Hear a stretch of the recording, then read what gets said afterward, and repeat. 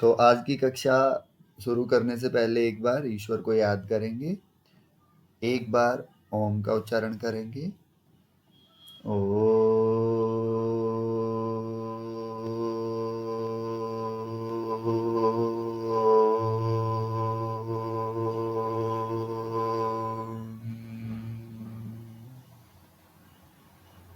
तो आज हम जो अट प्रदीपिका का दूसरा उपदेश है वो शुरू करने जा रहे हैं और इसमें मुख्य रूप से कुंभक और षटकर्मों की चर्चा की गई है। तो पहले हम कुंभकों को देखेंगे कि कुंभक का क्या वर्णन इसमें किया गया है। मुख्य रूप से 4 उपदेश हैं। किसी किसी पुस्तक में 5 उपदेशों का वर्णन भी है। 5वें में योगा थेरेपी के रूप में, बीमारियों के उपायों के रूप में वो उपदेश जोड़ा गया है। तो कुंभक आज का अपना विषय है। तो हठ प्रदीपिका में मुख्य रूप से 8 कुंभकों की चर्चा की गई है। सबसे पहला है सूर्यभेदी, उसके बाद उज्जाई, शीतकारी, शीतली, भस्त्रिका, भ्रामरी, मूर्छा और प्लाविनी। तो ये 8 प्रकार के कुंभकों का वर्णन यहाँ पे मिलता है।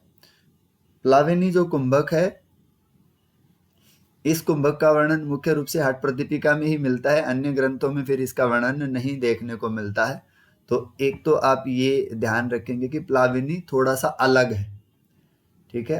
केवली का जिक्र हमें हर ग्रंथ में मिलेगा। केवली को सर्वश्रेष्ठ कुंभक माना गया है। कल जो हमारा विषय रहा उसमें भी हमने सर्वश्रेष्ठ, जब हम देख रहे थे सर्वश्रेष्ठ आसन कौन सा है, सर्वश्रेष्ठ मुद्रा कौन सी है, सर्वश्रेष्ठ बंध कौन सा है, इस क्रम में जब कुंभक की चर्चा है तो सर्वश्रेष्ठ कुंभक क्या बताया गया था? केवली कुंभक, ठीक है। तो यहाँ पे जो प्लाविनी का वर्णन है ये हठ प्रदीपिका में मुख्य रूप से मिलता है। तो आगे एक एक करके देखते हैं क्या इनकी विधि इत्यादि है। तो ग्रंथकार स्वामी स्वात्माराम जो कहते हैं सूर्यभेदी के अनुसार कि इसमें जो विधि है, क्या करना है? दाएं नासिका से श्वास को लेना है अर्थात पूरक करना है, और बाएं से प्रश्वास करना है अर्थात रेचन कर देना है, श्वास को छोड़ देना है। तो ये तो श्वास को लेना और छोड़ना हो गया, लेकिन हम तो पढ़ रहे हैं कुंभक, तो कुंभक का तो नहीं लिखा उन्होंने।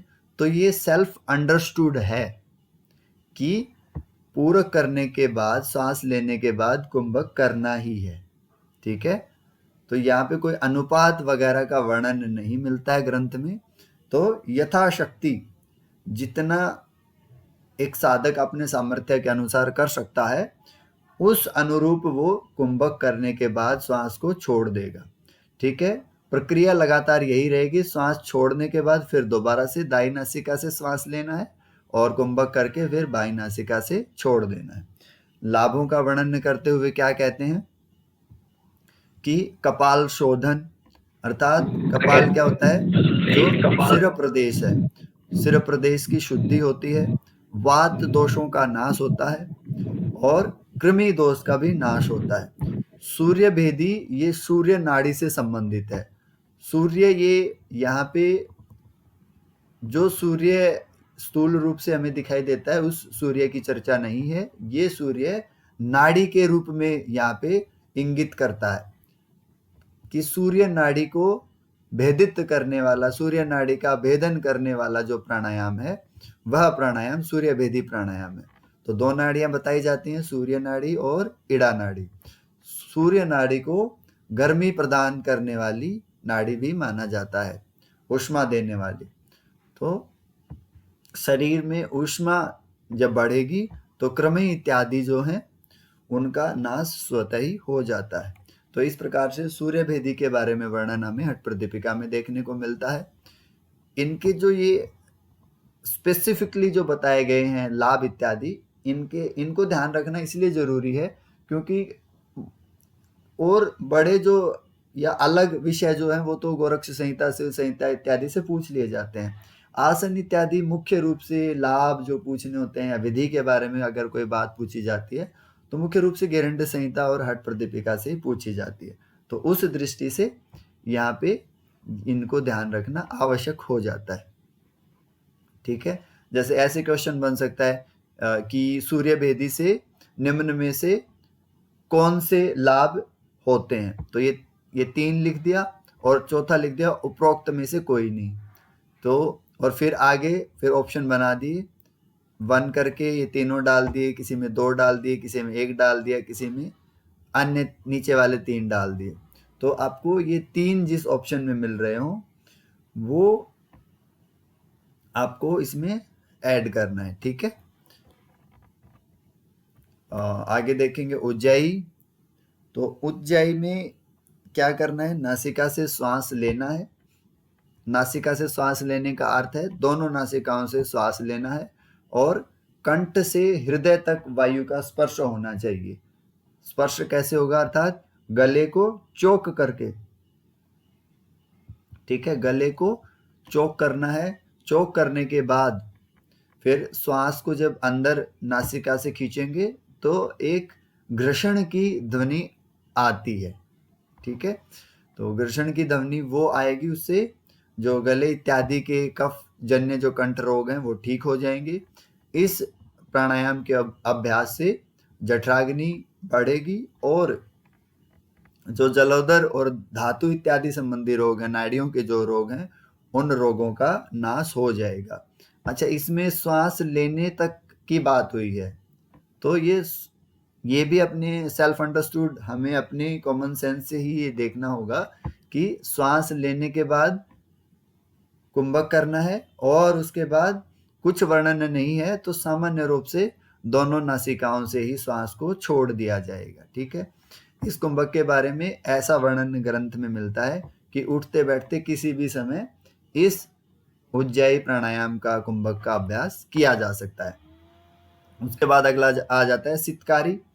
तो मुख से सितकार की आवाज करते हुए, मुख से सितकार की आवाज कब आएगी, तो सितकार की आवाज आएगी, ये आप चित्र में देख रहे होंगे, जब ऊपर से और नीचे से जो दांत हैं उनको मिला लेंगे, जबड़े को आपस में टच कर लेंगे, टच करके जब दांतों के माध्यम से हवा को अंदर खींचेंगे तो अपने आप एक सितकार पैदा होगी, सितकार ध्वनि पैदा होगी। तो उस आवाज के साथ पूरक करना है। पूरक पूरा होने के बाद कुंभक करना है यथाशक्ति और उसके बाद नासिका से रेचक कर देना है। ये सामान्य रूप से सितकारी की विधि है। लाभ क्या है, संज्ञा दी गई है एक, संज्ञा को ध्यान में रखेंगे, लाभ तो है ही पर लाभ संज्ञा के रूप में बताया जा रहा है कि कामदेव के समान सुंदर हो जाता है व्यक्ति या साधक। तो कामदेव को पूरे लोक में, ब्रह्मांड में सबसे सुंदर मनुष्य या देवता के रूप में माना जाता है, तो वो प्रतीक है सुंदरता का, तो उसके समान सुंदर हो जाता है साधक, ऐसी संज्ञा मिलती है। योगिनी समूह से सम्मान प्राप्त होता है।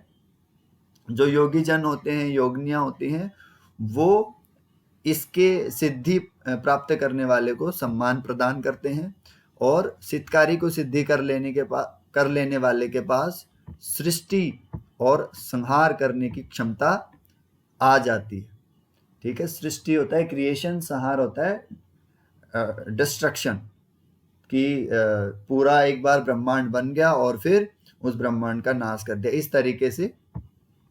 तो शिव आदिनाथ जो हैं उनके पास जो शक्तियां हैं वो शक्ति प्राप्त हो जाती है। उसके बाद क्या बताया जा रहा है, क्षुधा, तृष्णा, निद्रा और आलस्य, इन चारों के ऊपर नियंत्रण मिलता है, विजय प्राप्त होती है। भूख, प्यास, नींद और आलस, इन 4 के ऊपर व्यक्ति विजय को प्राप्त करता है, ठीक है। अब इसमें समझने का जो कॉन्सेप्ट था वो हो गया, अब आपको ये याद रखना पड़ेगा और याद रखने का आपके पास रिवीजन इसको करते रहें, जब भी आपको समय मिले आप पढ़ने बैठें। उसके अलावा और कोई इसकी कोई टेक्निक नहीं है कि इन चीज़ों को हर चीज़ के लिए टेक्निक निकालना भी फिर वो एक अलग तरह का प्रकार का रट्टाफिकेशन बन जाता है। हर टेक्निक को याद रख पाना वो अपने आप में एक मुश्किल बन जाती है। जैसे केमिस्ट्री इत्यादि जो सब्जेक्ट है उनमें जब रिएक्शन पढ़ते हैं ना, उन रिएक्शन को याद रख पाना अपने आप में एक समस्या होती है। तो उसी तरह से ज़्यादा इसके शॉर्टकट निकालेंगे तो वो शॉर्टकट याद रख पाना मुश्किल हो जाएगा। तो सामान्य तरीका यही है कि आसन इत्यादि, मुद्रा इत्यादि जो हैं, इनको आप अभ्यास करने के उद्देश्य से करें, बहुत ही अच्छी बात है। अन्यथा इनको याद रखने की दृष्टि से कि चलो आज तो 3 दिन या 4 दिन या इस सप्ताह गोरक्ष संहिता में, हठ प्रदीपिका में जो विधियां बताई गई हैं, उन विधियों के अनुसार आसन, प्राणायाम, मुद्रा बंध इत्यादि का अभ्यास करूंगी या करूंगा।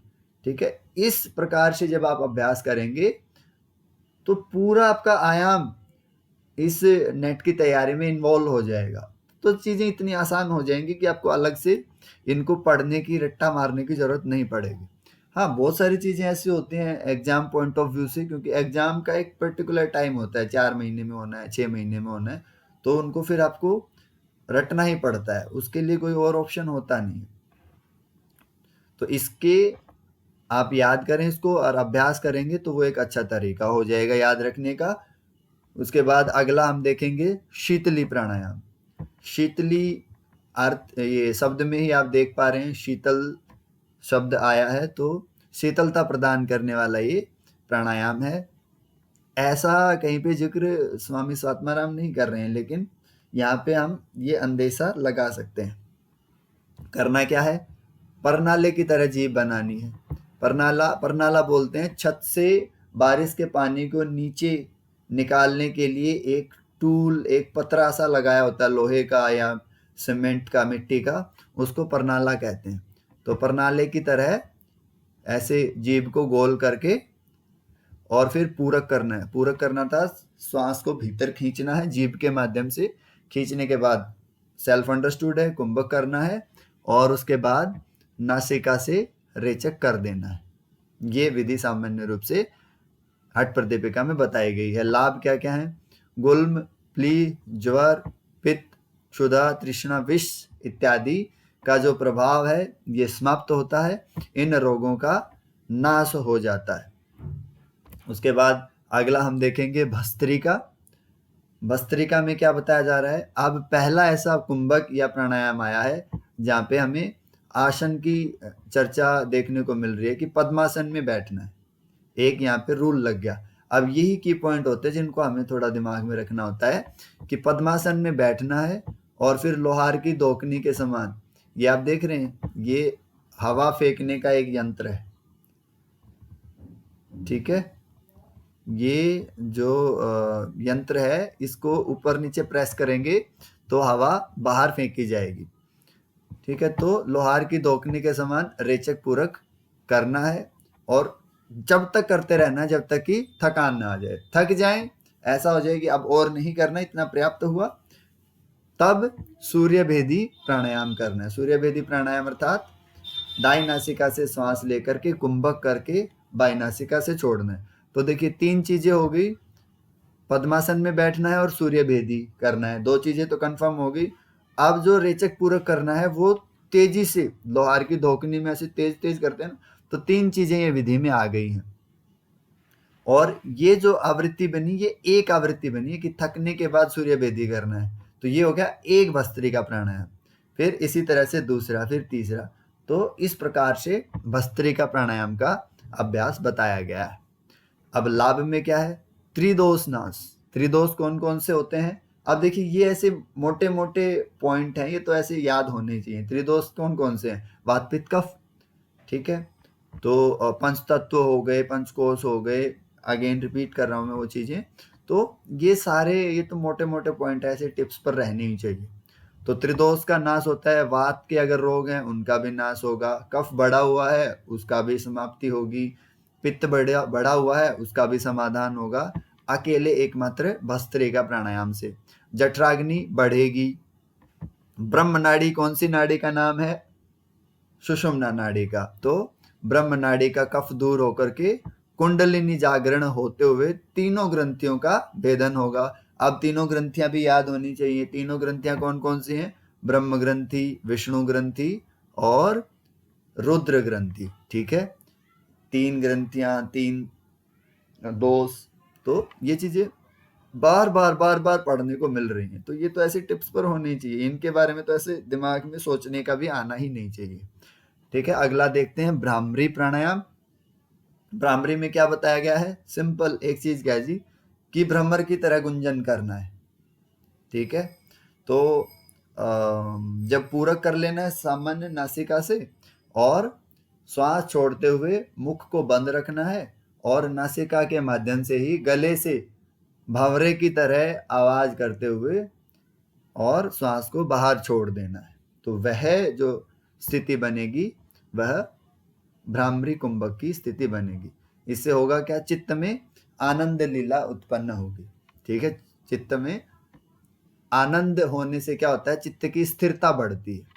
ठीक है, आनंद का कोई ऐसा नहीं कि आनंद का आप सामान्य किसी मजे से अर्थ ले सकते हैं, मजा नहीं है ये चित्त की स्थिरता के लिए है। तो इस प्रकार का यहाँ पे लाभ का वर्णन मिलता है। उसके बाद फिर हमें पढ़ने को मिलता है मूर्छा प्राणायाम। मूर्छा में क्या करना है, पूरक करके जालंधर बंद लगा लेना है, और जालंधर बंद लगाए हुए ही धीरे धीरे रेचन करना है। ठीक है, पूरक कर लिया, पूरक करके श्वास को अंदर ही रोक लिया, फिर जालंधर बंद लगा लिया। जालंधर बंद लगाने के बाद फिर धीरे धीरे श्वास को बाहर निकाल देना है। ठीक है, इससे मनोमूर्छा जो समाधि में हम पढ़ते हैं और सुख की प्राप्ति होती है। मनोमूर्छा का वर्णन गिरंड संहिता में भी आता है। और सुख अगेन यहाँ पे आनंद से आप कह सकते हैं एक बार दोबारा से कि जो चित्त है वो शांत होता है। उसके बाद अगला आ जाता है प्लाविनी प्राणायाम। प्लाविनी में सामान्य रूप से हठ प्रदीपिका में यही कहा गया है कि उदर में वायु भरना है।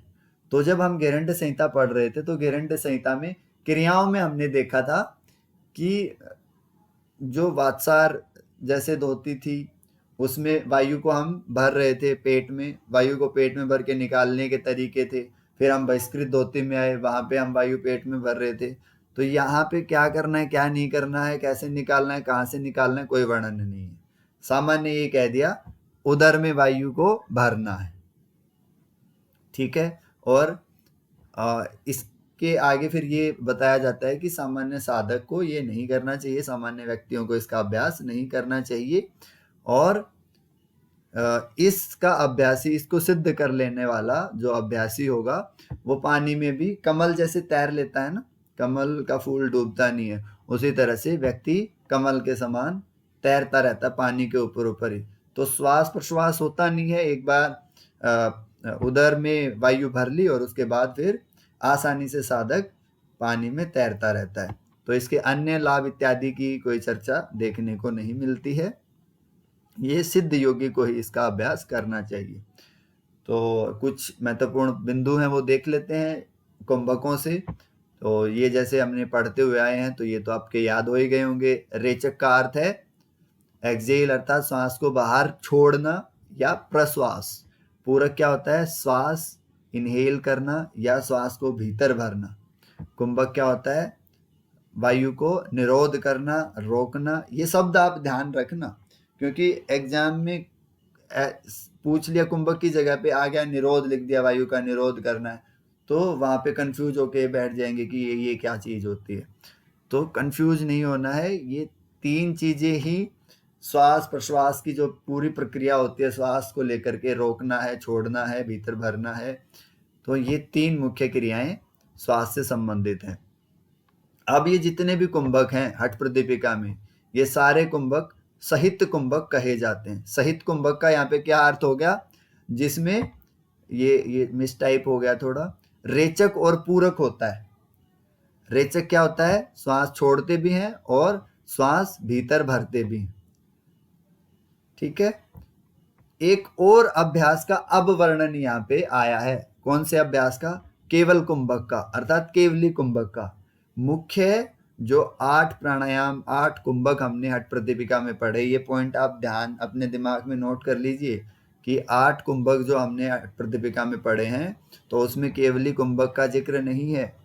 तो यदि ये पूछा जाए कि कितने प्राणायामों की चर्चा हठ प्रदीपिका में की गई है तो आप 8 ही कहेंगे, लेकिन सर्वश्रेष्ठ कुंभक हठ प्रदीपिका में कौन सा माना गया है, ये क्वेश्चन आ जाएगा, तब आप जरूर केवली कुंभक का नाम लेंगे। अर्थात केवली कुंभक का जिक्र तो हुआ है लेकिन बस जिक्र मात्र ही हुआ है, सिर्फ नाम ही लिया गया है, उसके बारे में कुछ बताया नहीं गया, विधि नहीं बताई, उसके कोई लाभ नहीं बताए, इस प्रकार से, ठीक है।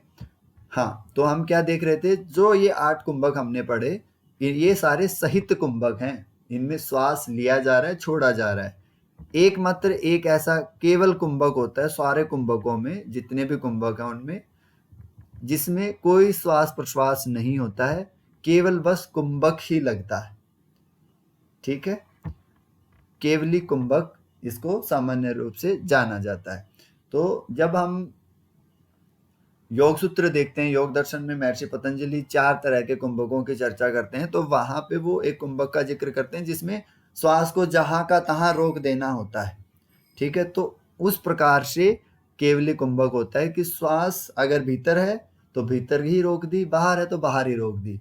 तो अब श्वास का निरोध कर रखा है, वायु को रोक रखा है, बाहर है तो बाहर है, भीतर है तो भीतर है, ठीक है। तो उस प्रकार से जो कुंभक होगा वो केवली कुंभक होगा। इसका दूसरा अर्थ समझने की दृष्टि से आप ऐसे ले सकते हैं कि जो श्वास प्रश्वास है, पूरक रेचक है, वो इतना सूक्ष्म हो जाएगा कि स्वयं रेचक पूरक करने वाले को वो फील नहीं होगा कि श्वास भीतर आ रहा है और जा रहा है। वो इतना सूक्ष्म, इतना धीमा, इतना धीरे हो जाएगा वो, और इतना लंबा हो जाएगा कि उससे पता ही नहीं चलेगा। तो इस प्रकार से केवली कुंभक सबसे सर्वश्रेष्ठ बताया गया है। अब इसी में आगे हठ प्रदीपिका में, इसी चैप्टर में हमें हठ सिद्धि के लक्षण देखने को मिलते हैं। तो मुख्य रूप से 8 लक्षणों की चर्चा की गई है, ठीक है। 8 लक्षणों में ये याद ही रख लेंगे, ये इनसे भी क्वेश्चन आ जाता है, पीछे भी आया है, और ये अच्छा क्वेश्चन बन जाता है यहाँ से। तो यहाँ पे क्या बताए गए हैं 8 लक्षण? वपु कृशत्वम, वदने प्रसन्नता, नादस्फुटत्वम, नैने सुनिर्मले। अर्थात शरीर पतला होना चाहिए, चेहरे पे प्रसन्नता होनी चाहिए, ऐसा दुखी भाव नहीं होना चाहिए जो साधना में आगे बढ़ रहा है। उत्साह का लक्षण होता है प्रसन्नता होना, और शरीर पतला होना लक्षण होता है कफ का दूर हो जाने का। यदि कफ ज्यादा, मेद ज्यादा है शरीर के ऊपर, तो इसका अर्थ ये है कि अभी नाड़ियों में मल है, कफ है। तो इसलिए शरीर पतला होना एक लक्षण माना गया है, और प्रसन्नता होना ये उत्साह का लक्षण है कि हाँ अभी और ऊर्जा, अभी और अग्नि बाकी है, हार नहीं मान ली है। उसके बाद अगला है नादस्फुटत्वम, कि नाद पैदा हो जाता है। जो नाद हम 4 प्रकार के पढ़ते हैं ना, वो नाद साधक को जब वो अभ्यास करता है तो वो नाद उसको अपने शरीर के अंदर जो नाद उत्पन्न होते हैं वो सुनाई देने लग जाते हैं।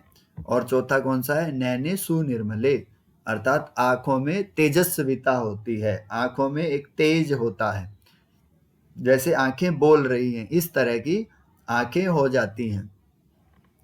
और उसके बाद अगले जो 4 हैं वो क्या क्या है? आरोग्यता, बिंदुजयो अग्नि दीपनम, नाड़ी विशुद्धि, हठ सिद्धि लक्षणम। तो इस प्रकार से 5वां कौन सा हो गया? आरोग्यता, कोई रोग इत्यादि नहीं होगा, पूर्ण रूप से स्वस्थ होगा। और बिंदुजय अर्थात बिंदु पर विजय होगी।